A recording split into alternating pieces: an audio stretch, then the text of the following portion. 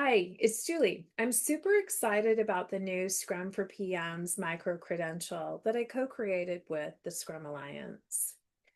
Project managers care about organizational alignment, communication, collaboration, leadership, all things that we need to deliver in the business world. Scrum doesn't eliminate the need for that. How Scrum looks at those types of activities may be different. So the question isn't whether or not we need project managers.